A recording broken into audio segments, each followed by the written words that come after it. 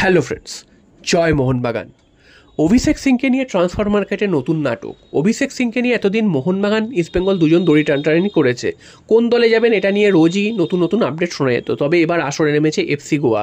FC Goa নাকি অভিষেক সিংকে দলে নিতে চাইছে, তেমনটাই কিন্তু শোনা যাচ্ছে। তবে এর পেছনে যে গল্পটা উঠে এসেছে সেটা কিন্তু মারাত্মক একটা অভিযোগ।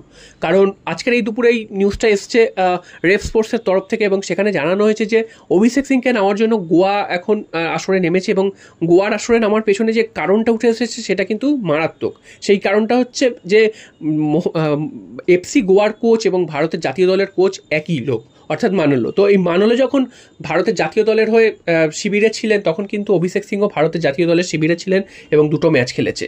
তবে মানলো যেহেতু এফসি গোয়ারও কোচ, তাই জন্য তিনি কিন্তু ভারতের জাতীয় দলে থাকাকালীন এইভাবে প্লেয়ারদের তিনি প্রভাবিত করতেন এবং প্লেয়ারদেরকে তিনি অ্যাপ্রোচ করতেন যাতে এফসি গোয়াতে তারা খেলেন, এবং মোহনবাগানে তারা যেন না আসেন বা অন্য কোনো ক্লাবে তারা যেন না যান, এটা কিন্তু মানালো করেছেন। এমনটা কিন্তু ভারতীয় দল থেকে নিউজ বেরিয়ে এসেছে, এরকম কিন্তু গুরুতর অভিযোগ পাওয়া যাচ্ছে।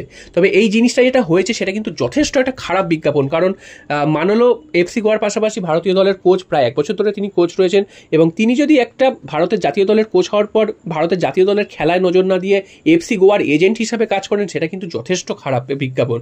এবং তিনি যে ভারতের জাতীয় দলের জন্য কিছুই করেননি সেটা একদম দেখা গেছে। তিনি যথেষ্ট খারাপ অবস্থায় ফেলে দিয়ে চলে গেছেন ভারতের জাতীয় দলকে। তাকে আর রাখা হবে না ভারতের জাতীয় দলের কোচ হিসাবে, তাকে ছাঁটাই করে দেওয়া হচ্ছে এবং তিনি আবার এফসি গোয়ার কোচ হিসাবেই দায়িত্ব সামলাবেন, তেমনটাই শোনা যাচ্ছে। তবে তিনি যে কদিন ভারতের জাতীয় দলের কোচ ছিলেন, ভারতের জাতীয় দলকে তো কিছুই করতে পারেনি, না তাদের সাকসেস দিতে পেরেছে, না কিছু করতে পেরেছে।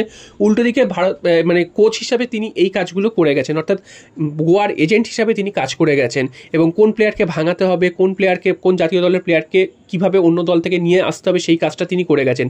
এবং অভিষেক সিংকেও তিনি এই কাজটি করেছেন, এবং অভিষেক সিংকে গোয়ায় আসার জন্য তিনি প্রভাবিত করেছেন এবং গোয়ায় সই করার জন্য প্রভাবিত করেছেন, এবং এই মুহূর্তে গোয়াও কিন্তু এই রেসে ঢুকে গেছে।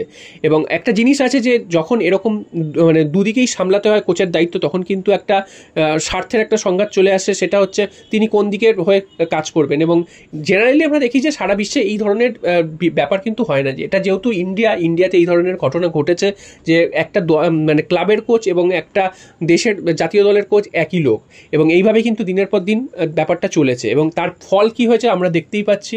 ভারতের উন্নতি তো কিছু হয়নি, ভারতকে যথেষ্ট খারাপ অবস্থায় ফেলে দিয়ে তিনি পালিয়ে যাচ্ছেন। উল্টো দিকে তিনি কি করেছেন না, ভারতের জাতীয় দলে যেসব প্লেয়াররা ছিল তাদেরকে প্রভাবিত করেছেন যাতে তার নিজের ক্লাব, তিনি যে ক্লাবের কোচ সেই ক্লাবে যাতে সেই প্লেয়ারদের নিয়ে আসা যায়, সেই কাজটা তিনি করে গেছেন। এবং এর ফলে কিন্তু অভিষেক সিং কিন্তু এখন 3টে ক্লাবের থেকে অফার রয়েছে তার উপর, এবং 3টে ক্লাবের থেকেই কিন্তু দড়ি টানাটানি চলছে। এবং যেটা শোনা যাচ্ছে মোহনবাগান এখনও এই রেসে এগিয়ে থাকলেও গোয়া কিন্তু যথেষ্টভাবে এই রেসে ঢুকে গেছে, এবং এই নিউজটা উঠে এসেছে ভারতের জাতীয় দলের অন্দর থেকেই কিন্তু উঠে এসেছে, এই ধরনের জিনিসপত্র হয়েছে। তো এইভাবে যদি এএফএফ চলে এবং এএফএফ যদি এইভাবে যদি একটা ক্লাবের কোচ এবং জাতীয় দলের কোচ এক করে দেয়, তাহলে তো এই জিনিসটা হবেই। এটা অনেকদিন আগেই বোঝা উচিত ছিল। এবং আমরা দেখেছি যে মোহনবাগানের প্লেয়াররা যখনই জাতীয় দলে খেলতে গেছে তখনই কিন্তু বিভিন্ন কারণে তারা চোট পেয়ে কিন্তু সারা মরশুমের জন্য বাইরে চলে গেছে বা অনেকদিন মাঠের বাইরে রয়েছে, এই ঘটনা কিন্তু ঘটেছে।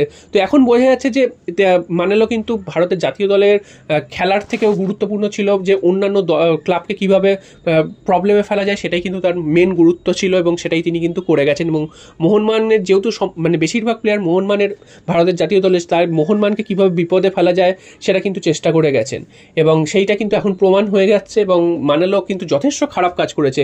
এআইএফএফ এর উচিত এই ধরনের কাজের বিরুদ্ধে তদন্ত অবশ্যই করা, এবং এটা যাতে শাস্তি পায় মানালো সেটাও কিন্তু দেখার। কারণ তাকে ভারতের জাতীয় দলের কোচের দায়িত্ব দেওয়া হয়েছে, তিনি জাতীয় দলের কোচের দায়িত্ব পেয়ে তার ক্লাবের কি করে তার ভালো হয় সেই, বা কোন ক্লাবের তাকে প্লেয়ারদের নিয়ে যেতে হবে সেই কাজটা তিনি কিন্তু করে গেছেন। যথেষ্ট একটা খারাপ কাজ হয়েছে।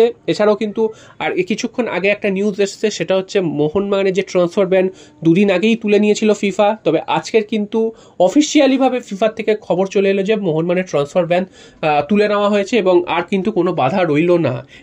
দুদিন আগে যেটা এসেছিল একটা মেল করে জানিয়েছিল মোহনবাগানকে, তখনও কিন্তু অফিসিয়ালি আসেনি, তখন বলা হয়েছিল যে যখন তখন চলে আসবে সেই নিউজ।